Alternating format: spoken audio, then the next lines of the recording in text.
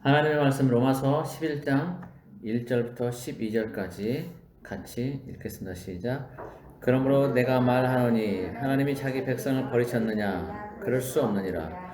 나도 이스라엘이니요 아브라함의 씨에서 난 자요 베냐민 지파라. 하나님이 그 미리 아신 자기 백성을 버리지 아니하셨나니 너희가 성경이 엘리야를 가리켜 말한 것을 알지 못하느냐? 그가 이스라엘을 하나님께 고발하되 주여 그들이 주의 선지자들을 죽였으며 주의 제단들을 헐어버렸고 나만 남았는데 내 목숨도 찼나이다 하니 그에게 하신 대답이 무엇이냐?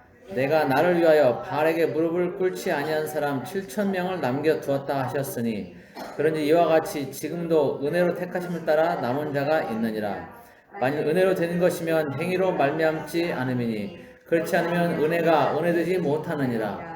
그런즉 어떠하냐? 이스라엘이 구하는 것을 얻지 못하고 오직 택하심을 입은 자가 얻었고 그 남은 자들은 우둔하여졌느니라. 기록된 바 하나님이 오늘까지 그들에게 혼미한 심령과 보지 못할 눈과 듣지 못할 귀를 주셨다 함과 같으니라. 또 다윗이 이르되 그들의 밥상이 올무와 덫과 거치는 것과 보응이 되게 하시옵고 그들의 눈은 흐려보지 못하고 그들의 등은 항상 굳게 하옵소서 하였느니라. 그러므로 내가 말하노니 그들이 넘어지기까지 실족하였느냐? 그럴 수 없느니라. 그들이 넘어짐으로 구원이 이방인에게 이르러 이스라엘로 시기나게 함이니라. 그들의 넘어짐이 세상의 풍성함이 되며 그들의 실패가 이방인의 풍성함이 되거든 하물며 그들의 충만함이리요. 아멘. 오늘 말씀의 제목은 남겨두신 믿음의 사람들과 충만함. 남겨두신 믿음의 사람들과 충만함. 이 제목으로 보겠습니다. 어떤 한 사람이 있었습니다. 그 사람의 인생은 평범하지 못했고 온갖 고난의 연속이었습니다. 사는 게 너무 힘들어서 버틸 힘이 없었고 그저 하루하루 힘겹게 지나갈 뿐이었습니다. 그 사람은 마치 하나님이 자기를 버린 것 같이 생각되었습니다. 마치 하나님이 안 계신 것 같이 그렇게 생각이 되었습니다. 그래서 자신의 처지를 하나님께 하소연했습니다. 왜 이렇게 자기를 힘들게 하시냐고, 하나님이 살아계시긴 하시냐고, 또 자기가 가장 힘들고 어려울 때 하나님이 자기와 함께 하시지 않는 것 같고 자기를 버리신 것 같다고 하면서 온갖 불평 불만을 늘어놓았습니다. 그리고 어느 날 꿈을 꿨는데 자기가 가장 힘들고 어려울 때 발자국을 보니까 한 사람의 발자국밖에 보이지 않았습니다. 그래서 역시 자기 혼자이고 하나님이 함께 하시지 않는구나 라는 생각을 했습니다. 그렇게 지내던 어느 날, 그날도 하나님께 자신의 처지를 비관하며 하소연하는데 마음속에 이런 울림이 있었습니다. 나는 너를 혼자 있게 버려두지 않았다. 나는 늘 너의 곁에 있었다. 네가 가장 어렵고 힘들 때 발자국이 하나밖에 보이지 않는 것은 내가 너를 업고 걸었기 때문이다. 하나님이 말씀하시는 거죠. 그 사람에게. 하나님은 자기 백성을 버리지 않으십니다. 쉽게 포기하지 않으십니다. 우리가 볼 때는 용서받지 못할 극악무도한 죄인처럼 생각될지라도 하나님은 그 사람도 포기하지 않으십니다. 그래서 하나님은 북한의 김정은도 포기하지 않으시고 사랑하십니다.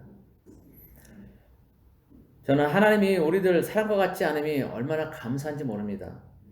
우리들은 평소에 아무리 친하게 잘 지내던 사람일지라도 그 사람이 내 마음에 조금만 거슬리고 마음에 들지 않으면 다른 사람에게 그 사람에 관해서 비방하고 험담을 합니다. 그 사람이 나를 힘들게 한다면 더더욱 그렇습니다. 그래야 마음이 시원하기 때문입니다. 그리고 때론 그 사람과 적이 되기도 합니다. 그런데 우리 주님은 그렇지 않습니다. 우리와 같지가 않습니다. 한없이 사랑하시고 한없이 품어주시고 한없이 기다려주십니다. 우리가 아무리 하나님의 마음을 아프게 해도 눈물 흘리며 안타까워하실지라도 바로 징계하거나 멸망시키지 않으시고 잠잠히 오래 참고 기다리십니다. 우리는 다 양 같아서 그릇 행하여 각기 제 갈 길로 갈지라도 주님은 묵묵히 오래 참고 기다려주십니다. 마치 아버지 재산을 나눠받아서 집 나간 그 작은 아들이 돌아오기를 기다리는 아버지처럼 말입니다. 만약 하나님이 우리와 같이 편협하고 속 좁은 마음을 가졌다면 어쩌면 우리는 벌써 이 땅에 사라지고 저 지옥의 뜨거운 불 속에 아랫목에 있었을 것입니다. 여러분 자신이 하나님 앞에 신앙생활을 잘 하고 있다고 생각하십니까? 하나님 앞에 한 점 부끄럼 없이 아주 신실하게 살아가고 있다라고 생각하십니까? 하나님처럼 절대적인 의를 가진 것이 아니라면 죄인인 우리가 어찌 하나님 앞에 떳떳할 수 있겠습니까?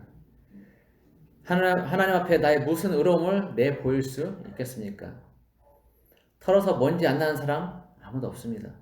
모두가 죄인이기 때문에 그렇습니다. 죄인으로 태어나 죄를 짓고 살아가기 때문에 그렇습니다. 아무리 자신은 죄인이 아니고 의인이라고 그렇게 항변하며 생각할지라도 그것은 자신만의 착각일 뿐입니다. 하나님의 저울에 달아보면 정도 차이가 있을 뿐 모두가 예외 없이 함량미달입니다. 작은 죄든 큰 죄든 모두 동일하게 죄일 뿐입니다. 다른 사람은 큰 잘못을 하고 나는 아주 사소한 잘못을 했다고 해서 내가 죄인이 아닌 것은 아닌 것입니다. 살인을 하든 100원짜리 물건을 훔치든 죄인이라는 것에는 변함이 없는 것입니다. 살인을 하든 미워하든 동일한 죄인 것입니다. 하나님을 향해 삿대질을 하고 비방하든 아니면 내 주변의 사람을 험담하고 비방하든 같은 죄인 것입니다. 하나님의 형상으로 지음받은 사람에 대해서 험담하고 비방하는 것은 곧 그 사람을 지으신 하나님을 비방하고 험담하는 것이나 마찬가지이기 때문입니다. 큰 죄, 작은 죄가 없는 것입니다. 모두가 죄일 뿐입니다. 그리고 그 죄를 짓는 우리는 모두가 죄인일 뿐입니다. 그런 우리에게 만약 하나님의 절대적인 의의 자를 들이대고 심판하신다면 우리는 단 한 사람도 그 심판에서 벗어날 수가 없을 것입니다. 하나님이 오래 참으시고 기다려주시기 때문에 우리는 오늘 또 목숨을 부지하며 살고 있는 것입니다. 물론 사는 것이 힘들어서 살고 싶지 않다고 항변하는 사람도 있을 것입니다. 그렇다면 그런 사람에게 묻고 싶습니다.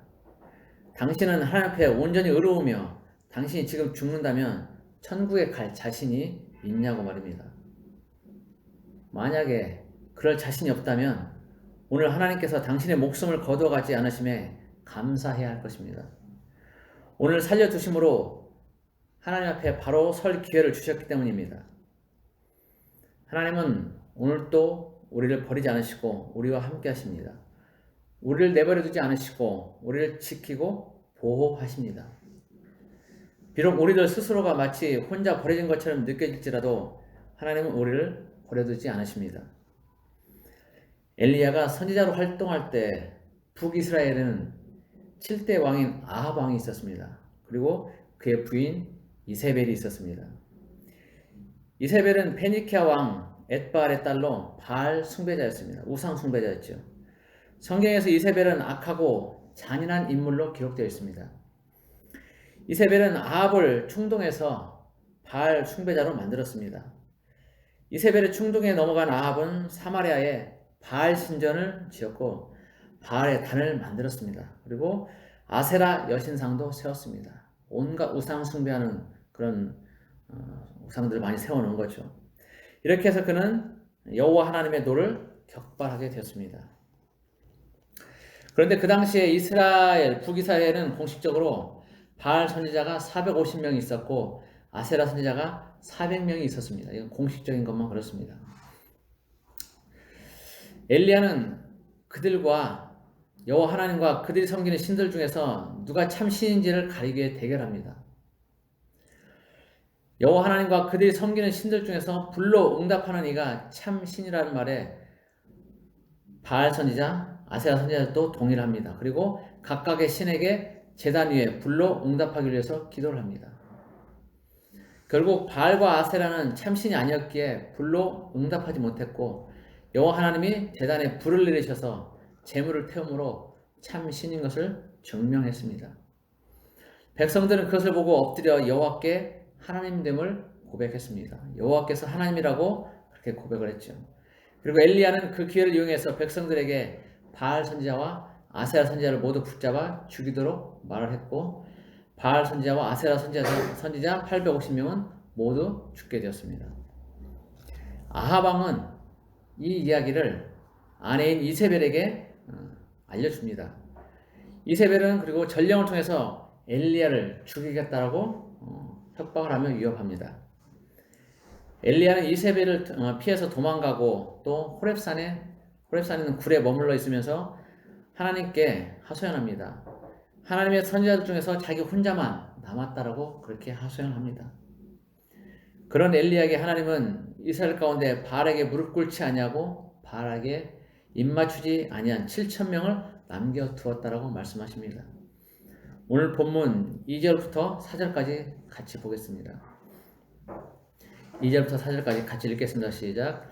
하나님이 그 미리 하신 자기 백성을 버리지 아니하셨나니 너희가 성경이 엘리야를 가리켜 말한 것을 알지 못하느냐. 그가 이스라엘을 하나님께 고발하되 주여 그들이 주의 선지자들을 죽였으며 주의 제단들을 헐어버렸고 나만 남았는데 내 목숨도 찾나이다 하니 그에게 하신 대답이 무엇이냐. 내가 나를 위하여 바알에게 무릎 꿇지 아니한 사람 7,000명을 남겨두었다 하셨으니. 엘리야는 그동안 북이스라엘 백성들이 하나님이 보낸 선지자들을 죽이고 이제 엘리야 자신만 남았다라고 생각했지만 하나님은 엘리야 외에도 7,000명을 남겨두셨다라고 말씀하십니다. 하나님은 우상 숭배로 가득하고 여호와 하나님을 배척한 북이스라엘이지만 그들을 버리지 아니하시고 엘리야 외에 그들에게 하나님의 말씀을 선포할 선지자들을 7,000명을 남겨두신 것입니다. 말씀을 듣고 회개하고 돌이키도록 말입니다. 하나님은 북이스라엘 백성들이 하나님을 떠나 우상 숭배하며 악을 행하고 있지만 그들을 포기하지 않으신 것입니다. 앞서 하나님은 김정은도 포기하지 않으신다고 그렇게 말을 했었는데 그것은 하나님이 북한을 포기하지 않으셨음을 말하는 것입니다. 외부에서 볼 때는 북한의 독특한 공산주의 통치체제와 감시체제로 인해서 마치 북한에는 하나님의 사람들이 없는 것처럼 보일 수도 있습니다. 그러나 북한에도 하나님이 남겨두신 믿음의 사람들이 분명하게 있습니다. 수년 전에 미국의 시민권을 가진 선교사가 북한을 방문한 적이 있습니다. 그때 그 선교사님은 북한 지하교회 성도들을 만날 기회가 있어서 그곳의 실상을 듣게 되었습니다. 그 실상은 이렇습니다. 그들은 우리와는 비교할 수 없을 정도로 뜨거운 신앙을 가지고 있었습니다. 그들은 기독교 신앙을 가지고 있다는 것이 발각되면 수용소에 끌려가 고문을 당하거나 죽음을 당하게 되기 때문에 그들의 신앙은 목숨을 건 신앙입니다. 그래서 그들은 결혼도 믿는 자들끼리만 한다고 합니다. 한 사람이라도 불신앙인이 들어오면 지하교회 전체가 무너지기 때문입니다. 그래서 결혼 상대가 어떻게 생긴 사람인지도 모르고 그저 어느 성도의 가정, 누구 정도로만 알 뿐 얼굴도 보지 않고 상대가 불구인지 아닌지 모른 채 결혼을 한다고 합니다. 그곳에는 성경도 물론 귀하지요. 그래서 성경을 다 가질 수가 없기 때문에 손으로 종이에 베껴 쓴 그런 성경 구절들을 가지고 그걸 돌려본다고 합니다. 그리고 가족들끼리 성경을 돌려볼 때 한 사람은 나가서 보초를 선다고 합니다. 가족들이 성경을 돌려가면서 읽을 때 차례가 아닌 사람은 밖에 나가서 보초를 서는 거죠. 그리고 그들은 대부분 찬송가도 300곡 정도 알고 있다고 합니다. 찬송가를 구할 수 없기 때문에 다 외워야 되는데 거의 3절, 4절까지 거의 대부분 다 외운다고 합니다. 또 그 성도들은 늘 기도하는 것이 습관이 되어 있다고 합니다. 아침에 출근하기 전에 기도하고 일터에 가서도 점심시간에 기도하고 저녁에 퇴근해서도 기도한다고 합니다. 일터에서는 눈을 감고 기도할 수 없기 때문에 눈을 뜨고 하늘을 보면서 마음속으로 기도한다고 합니다. 하나님이 그들을 지키시는 것을 믿기에 늘 기도하는 것입니다. 어떤 가정에 적발이 되어서 숙청당할 위기에 처하면 20km, 30km의 거리를 걸어서 다른 사람에게 기도 제목을 나누고 합심해서 기도한다고 합니다. 그러면 하나님은 그에 맞게 응답을 해주신다고 합니다. 믿는 성도들 가운데는 고급 당원도 있고 정치인도 있고 기술자도 있는데 배고픔이 나오면 자기 가족보다는 믿음의 성도들과 서로 나눈다고 합니다. 이들은 11조는 기본이고 대부분 10의 2조를 하거나 10의 5조를 하기도 한다고 합니다. 또한 이들은 섬김과 나눔도 아주 각별하다고 하는데 자기 집 앞에 심은 땅콩이나 감자 같은 그런 작물들을 다른 없는 사람들에게 나누어 준다고 합니다. 순교를 당한 한 성도의 아내는 어린 자식 5을 이제 키우기 위해서 13년을 탄광해서 일을 했는데 그동안 지하교회 성도들이 11조를 해서 그 가족들을 도왔다고 합니다. 그래서 그 도움받은 아이들은 커서 10의 5조를 하나님께 드렸다고 합니다. 북한의 지하교회 성도들은 예배뿐만 아니라 삶에서도 이처럼 헌신적으로 서로 섬기고 나누는 삶을 살고 있습니다. 물질적으로 풍요롭지 못하지만 예수님의 사랑으로 초대교회의 삶을 살고 있는 것입니다. 하나님은 이처럼 신앙의 자유가 없고 아주 척박한 북한에도 믿음의 사람들을 남겨두셨고 또 그들로 북한을 위해서 그리고 남한을 위해서 기도하게 하십니다. 북한을 포기하지 않으신 것입니다. 속히 남과 북이 자유평화로 통일이 되어서 북한의 성도들과 함께 예배 드릴 수 있기를 소망합니다. 억압과 감시 속에서 숨어서 목숨을 걸고 예배드리는 그들이 자유평화 통일이 되어서 자유롭게 예배를 드리게 된다면 그 감격이 얼마나 클까 한번 생각을 해봅니다. 아마 벅찬 가슴을 안고 하나님께 감사하며 예배를 드리게 될 것입니다.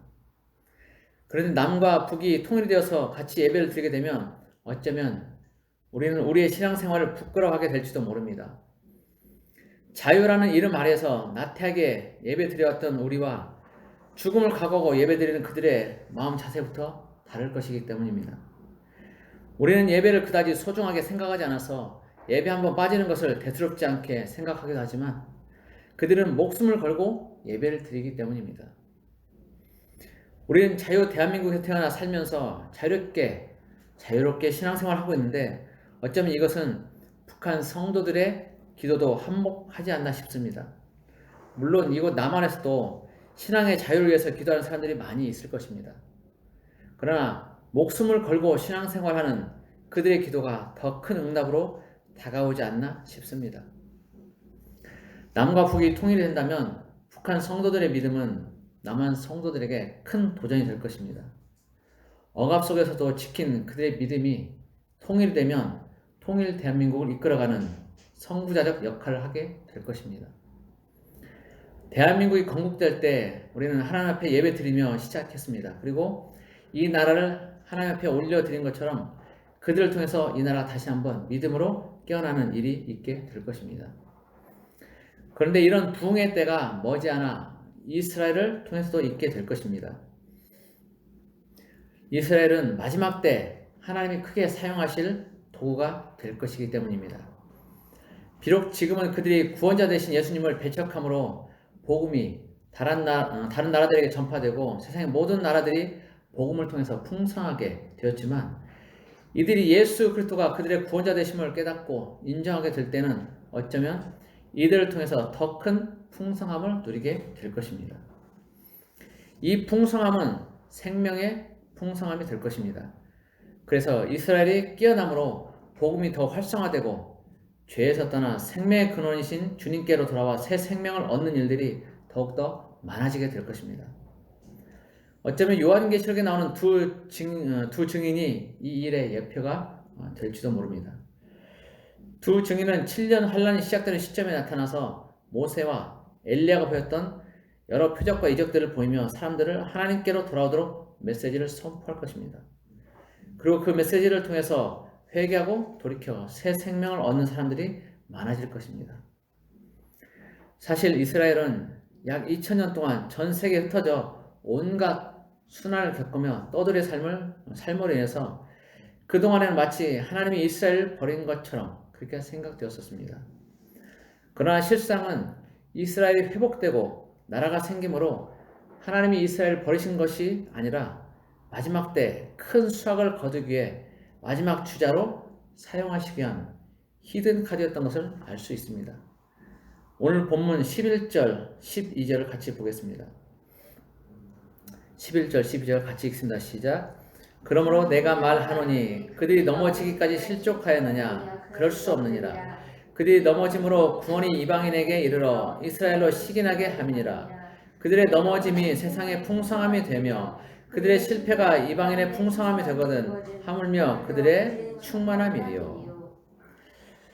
물론 마지막 때 두 증인의 외침과 경고가 있어도 이를 무시하는 사람들이 있고 이들을 핍박하는 사람들도 있을 것입니다.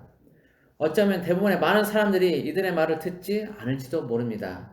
그러나 그 와중에서도 듣고 돌이키는 사람들도 많이 생기게 될 것입니다. 하나님은 마지막 때 하나님이 미리 아시고 택한 백성들을 부르시기 위해서 이들을 사용하실 것입니다.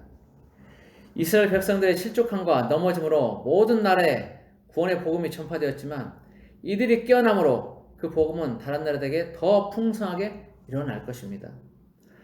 부디 마지막 때 부르시는 부름을 잘 듣고 그 기회를 붙잡아서 새 생명을 풍성하게 누리는 우리 모두가 되기를 바랍니다. 예수 그리스도의 이름으로 우리 모두를 축복합니다. 기도하겠습니다. 고마우신 하나님 아버지, 우리는 살면서 마치 하나님이 없는 것처럼 생각할 때가 있습니다.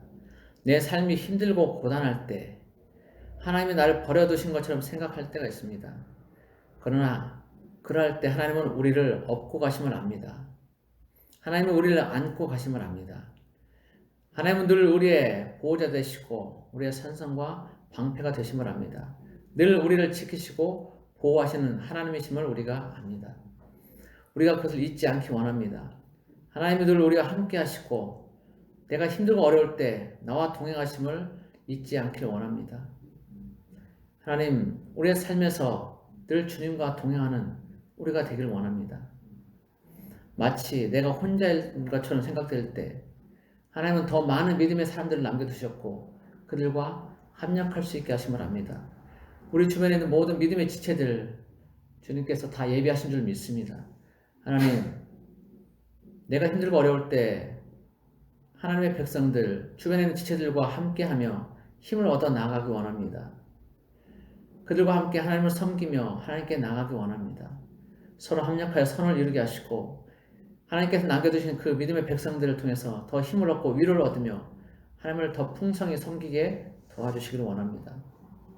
이 마지막 때 우리의 믿음을 잘 지키며 서로 합력하여 나아가길 원합니다. 서로 도우며 나아가기 원합니다. 하나님께서 우리를 붙잡아 주옵소서. 하나님이 우리 아들 함께 하심을 잊지 않게 하여 주옵소서. 오늘 또 함께 하신 주님을 찬양합니다. 감사하며 예수 그리스도 이름으로 기도드립니다. 아멘.